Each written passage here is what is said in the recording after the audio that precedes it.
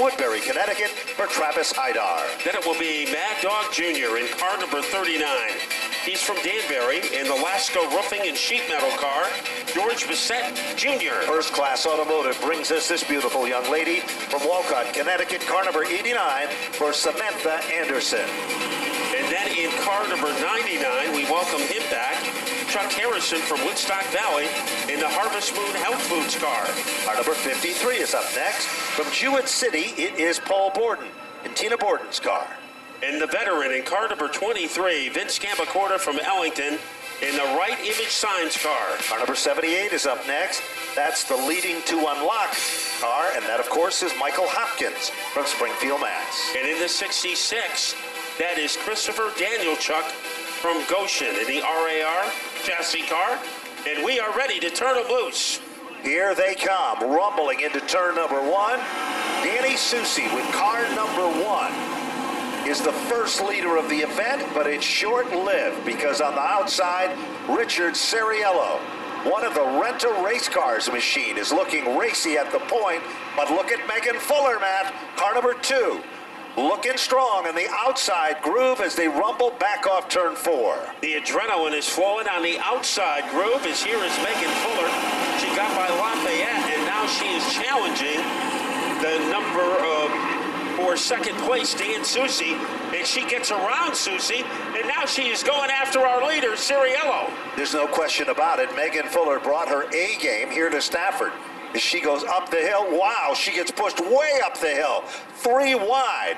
And that gives the advantage to the number 21 machine of Jason Lafayette. But Megan Fuller isn't done yet. She continues to dig and work hard in the outside. She's back on the podium. Matt, car number 2 is in position number 3. And Brandon Michael has gone to the outside. He is on the verge of cannonballing his way around the 1 of Susi. And here is Michael. He infiltrates the top 4, and behind him, Nicole Chambrello in car number 16. Now, we've seen Nicole do this before, but we've got a bid for the lead. Down the back straightaway, car number 21, Jason Lafayette from Summers, Connecticut. Makes the move. Oh, we've got a yellow. We've got a spin. Car turned around. It looks like Samantha Anderson, and it is in car number 89. Samantha had a problem with that left. car. Remember, this year we have added 5 laps to the street stock event, so a 20 lapper, so there'll be plenty of time for guys like George Bissett Jr. and Travis Hydar and Tess Spire, some of the front runners, along with Mike Hopkins, to rabble-rouse their way to the front. So the field is double back up. Lights are off from Wheelan Engineering. First name and light sirens and safety services used throughout the world. Here they come. Back off turn number 4. The green is out. And Ceriello has a slight advantage with Lafayette on the upper groove. Oh, Michael in trouble. Oh, making big time. contact with Chambrello. Bissett, but Nicole Chambrello gets bounced back about 10 spots. She looked like a ping pong ball in a lottery jar. Here they come. Oh, off the turn. They swing and they sway. This is ballroom dancing at its best of the wrong type. Ballroom dancing with plenty of contact. And here is Lafayette to regain the lead, and he has taken Megan Fuller with him. Megan Fuller in clean air. What a move by Tess Dyer, 3 wide. Oh, turn number 3. Michaels is in trouble. Susi. Brandon Michael does an amazing, oh. As Susi belted him in the middle of turns 3 and 4. He had recovered it nicely, Brandon Michael, somehow, some way, to his hand scoring. So Judy Clinny and Russ Smith are over their hand scoring, which is the original normal way that auto racing was scored before the world of computers and electronics. And still to this day, even though the other cars are scored by transponders, they have a backup system, which is still the old hand scoring, in case something should go down and there'd be a glitch in the computer. So it's quite an amazing process. And the transponder concept of scoring is the same concept that is used on the Mass Turnpike for the tolls. You have a little transponder that is mounted to your car, and every time you break that beam, it goes ka-ching, ka-ching, and they take X number of dollars out of your account. In racing, it's just the opposite. They put X number of dollars in your account. The more times you make that transponder work. Well, who is going for the money on this restart? And the answer is Lafayette, as he gets a tremendous jump on the rest of the field. Who will be in second? Here comes Megan Fuller, and she is able to excavate her way into the top two. But the big boys are coming, and those include Hopkins, along with Bissett, and Brandon Michaels is threading the needle rather nicely. Back to the front of the class. Samantha's also coming on strong, but there is Hopkins. He moves down underneath Megan Fuller with a bid for second. Megan keeps digging in the upper groove. Hopkins down low, and Bissett has broken away from the pack. He likes the thrill of victory. So Lafayette, who has never won a street stock feature before, has the upper hand. Second, a big question mark is hanging over that position. And here is lightning. Mike Hopkins, as he is going to catapult his way underneath Megan Fuller. Second, third, and fourth could fit inside a shot glass. There's no question about it. And further back, there's still some great racing action going on as they thunder. Now off turn number 4, Bissett now literally had the nose of his car underneath the back bumper of the Hopkins machine. Megan Fuller continues to dig and work hard in the outside, and Nicole Chambrello almost on cue, Matt. Around lap number 10 is when she becomes very strong. And look at Megan Fuller. She's saying to Hopkins, I'm not putting up with your nonsense. And she reels him right back in. With now, we see Brandon Michaels coming to the front of the field. A good comeback for Michaels. He's already up to the top 6, and he's still going forward. He was at the rear of the field 5 laps ago, and now he has moved into 6. Double file battle behind him, and 3 wide. Here is Tess Spire. What a move she made to make it 3 wide. They stayed 3 wide. Going into turn 1, and Heiser drops off the pace, and Tess Spire moves all the way into the number 7 position. She's come to race and race hard, and Travis Hydar, he was smart to back out of that one to save his equipment. Well, where did she come from? Off the 4th turn, like a conga line at a bad wedding. There is 4 of them, making 5 of them now, and continue to challenge for the lead. But trying to get to the altar, here is Mike Hopkins, and he has elbow room underneath Jason Lafayette. A nice move to the inside, and will Megan Fuller make some magic? And here comes Bissett.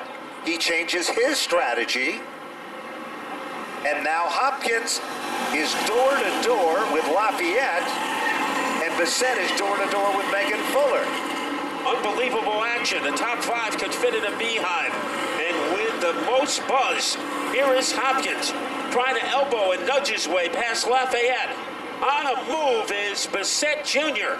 So Bissett is on a rampage as he threatens Hopkins for the lead. Hopkins takes the lead, but here comes Bissett, and he isn't done yet. Meanwhile, 2 of the best female drivers in the house are battling it out as Nicole Chambrello has moved on to the podium by inches, and here comes Brandon Michael.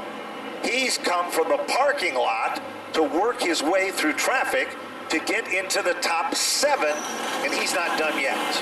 This is the best we've seen Nicole Chambrello since she got a victory on June 29th. Look at the bid for the lead. Bissett.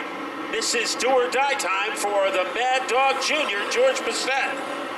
And he gets into the lead. Does it with such an easy fashion as he works his way off the turn. But now Nicole Chambrello, she is among the quickest cars in the house as she continues to close up that gap, Matt. I don't think Nicole Chambrello is done yet. We've got 14 laps up on the board, 6 laps to go. It's still anyone's race, especially if you were among the top 5. She might be the brightest bulb in the chandelier right now as she tries to take it down low against Hopkins. Hopkins has a little too much giddy up right now. Megan Fuller is a factor. Brandon Michael is a factor. But the biggest factor is our leader, George Bissett Jr. Off the turn, it's still Bissett as they come back to the stripe. Single file, the top 5 but there's no question about it. There's 5 circuits remaining. 2.5 miles. And now it appears that Nicole Chambrello is closing up the gap. Here comes Megan Fuller again. She looks for daylight to the inside, Matt. So a revitalized Megan Fuller almost got the spot away from Nicole Chambrello. And the 74 on Michael, nobody has passed more cars than he has tonight. And they're all ganging up on George Bissett Jr. They certainly are, but he seems to have things under control. As this time, when they come to the stripe, Nicole Chambrello making a move as she invades second place. we told you she wasn't done yet, and she just proved that. Oh! Goes around. Nicole goes around. Hopkins gets on the binder, but it's Brandon Michaels who makes his car, well, Skinny, very as you skinny. talk about a guy caught between the final 2 laps. And ladies and gentlemen, get ready for the 3 most exciting words in motorsports. Green, white, checker, to determine the winner of our street stock feature. Get ready, because the lights are off on the safety vehicle. What's it going to be? It's all going to be settled in 1 mile, believe it or not. But it will be a grueling mile. Pace car dives to the center of the infield. Green flag is out. Bissett with a little extra giddy up into turn number 1. Megan Fuller on the outside.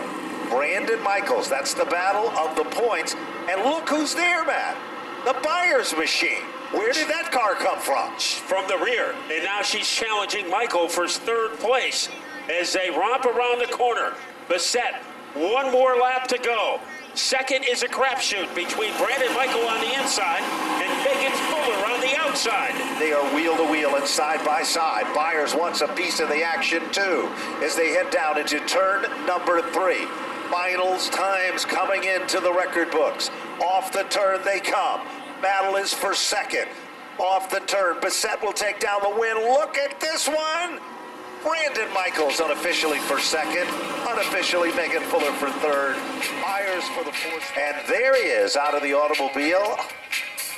And down there to congratulate our winner is the newest member of our broadcast team, Nicole LaRose. Nicole? Bissett Jr., you came all the way from 10th. Did I see some TC-like shots to the back bumper? You coming through the field there?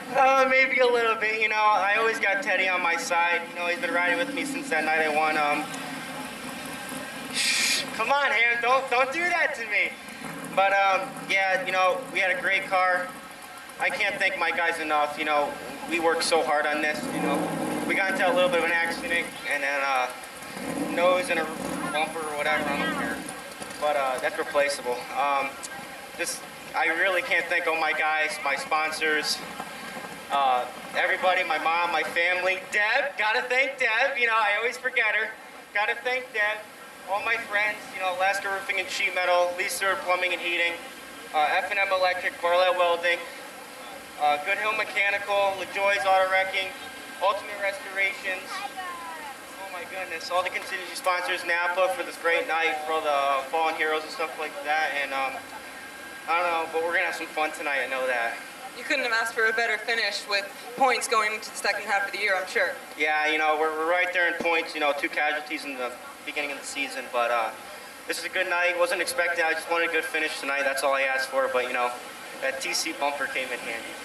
All right, George says unbothered by those casualties in the beginning of the season. Now let's throw it over to Dave for our second and third place finishers. Well, thank you, Nicole, as we're waiting for Brandon Michael to make his way over here to talk with us.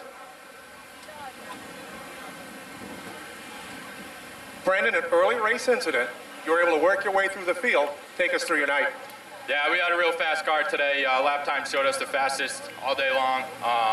we got caught up in something that we knew was going to happen, but, maybe a couple weeks down the road someone will learn how to drive, but that's all right. We rebounded, came back. I don't think there's a straight panel on the car. I hit the wall on the backstretch pretty hard. I thought I bent some stuff up. I know the steering's pretty screwed up, but to finish second, you can't complain there. I didn't even know if I was going to finish, so got to thank everyone else that runs. Mick Fuller, we had a pretty good battle going on there. It's pretty fun battling back and forth every week. Clean racing up front. But I got to thank everyone that gets me here every week. Rad Auto Machine, all-season small engine repair, Berardi Transmissions, Peaceful Pools and Spas, Basement Screen Printing, Ray Navaroli, my family, my friends, my girlfriend comes every week and supports me, my grandma, everyone else that, puts in this car every week. I also got to throw a shout out to my crew chief and his wife. It's their anniversary. I was going to try and pull a win for them, but we got caught up in something that could have been worse. So second place podium isn't going to be something to complain about. So we'll be back next week. And now we'd like to welcome in Megan Fuller to the program. And Megan, a great last two-lap battle here at the Speedway. Tell us your night. The car was pretty good all night. I have to thank Richard Ciriello for inviting me down for his test today earlier. And Brandon Michael raced me so clean the race, and that was amazing. I got to thank my sponsors, Propane Plus, Interstate Transmission, Simon Eyes, Tri-State Speedway, Tick Mike, the sponsors of the race, DMS Racing Photos, Sunoco Race Fuel for top placing rookie, my parents and my family, my dad, my Uncle Jimmy, and my best friend Jake Perry wanted me to thank him. And that wraps it up down here in Napa Victory Lane for tonight's race. We'll throw it back to the tower to a New England Antique Auto Racer Hall of Fame and Ben Dodge, and a man who will certainly join him in Matt Buckler.